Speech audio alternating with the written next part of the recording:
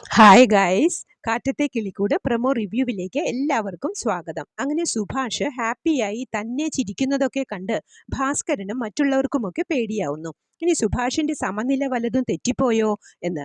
ആ, അങ്ങനെ ഇയർഫോൺ വെച്ച് പാട്ട് കേട്ടുകൊണ്ടിരുന്ന സുധീഷിനെ നിധി റൂമിലേക്ക് വിളിക്കുന്നുണ്ട്. തന്നെ റൂമിലേക്ക് വിളിക്കുന്നത് എന്തിനാണാവോ എന്ന് കരുതി സുധീഷ് സന്തോഷത്തോടെ പൗഡറും സ്പ്രേയും ഒക്കെ തേച്ച് നിധിയുടെ അടുക്കലേക്ക് പോകുന്നു. നിധി സുധീഷിനോട് സുഭാഷിനെ കുറിച്ചുള്ള ടെൻഷൻസ് അറിയാൻ വിളിച്ചതാ.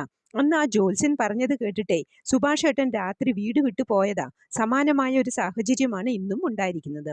ഇന്ന് രാത്രി സുഭാഷ് ഏട്ടനെ നന്നായിട്ടൊന്ന് ശ്രദ്ധിക്കണം എന്ന് പറയുമ്പോൾ എല്ലാവരും അത് ശരിവെച്ച് 2 മണിക്കൂർ ഇടവിട്ട് കാവൽ നിൽക്കാൻ തന്നെ തീരുമാനിക്കുന്നു.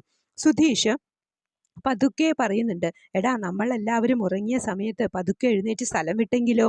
എന്തായാലും ഇന്ന് നമുക്കൊന്ന് നോക്കാം എന്ന് പറയുന്നു. സുഭാഷ് ആണെങ്കിൽ ചാന്ദിനിയെയും സ്വപ്നം കണ്ട് സുഖമായി ഉറങ്ങുന്നു. പിറ്റേന്ന് സുധീഷ് അവിനാശിന്റെ വീട്ടിൽ വന്ന്, ഇന്നലെ സുഭാഷ് ഏട്ടൻ രാത്രി ഇവിടെ നിന്നാണോ വീട്ടിലേക്ക് പോന്നത്? ഇന്നലെ മുതലേ സുഭാഷ് ഏട്ടന് എന്തോ ഒരു പന്തികേട് എന്ന് പറയുമ്പോൾ അത് കേട്ട് അവിനാശിന് കാര്യം പിടികിട്ടി. അവിനാശ് പറഞ്ഞു, ഇന്നലെ ഞാൻ സുഭാഷ് ഏട്ടനോടൊരു കാര്യം ചോദിച്ചു. എന്ത്? എന്റെ അനിയത്തിയെ കെട്ടുമോ എന്ന്. അത് കേട്ടതും ചാന്ദിനിക്ക് നാണം വന്ന് ഉള്ളിലേക്ക് പോയി. സുധീഷ് വീട്ടിൽ വന്ന് സന്തോഷം സഹിക്കാൻ പറ്റാതെ ഭാസ്കരന്റെ കൈ പിടിച്ച് ഡാൻസ് തുടങ്ങി.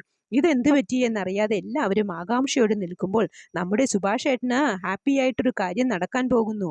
അവിനാഷ് സ്വന്തം പെങ്ങളെ സുഭാഷ് ഏട്ടന് വേണ്ടി കല്യാണം ആലോചിച്ചു എന്ന്.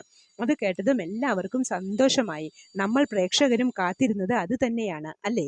ഇതൊക്കെയാണ് പ്രമോ ആയി കാണിച്ചത്. പ്രമോ ഇഷ്ടമായെങ്കിൽ ലൈക്ക് ചെയ്യാനും ഷെയർ ചെയ്യാനും സപ്പോർട്ട് ചെയ്യാനും സബ്സ്ക്രൈബ് ചെയ്യാനും മറക്കരുത്. അടുത്തൊരു എപ്പിസോഡിന്റെ അടിപൊളി പ്രമോവുമായി വരുന്നതുവരെ കാത്തിരിക്കുക.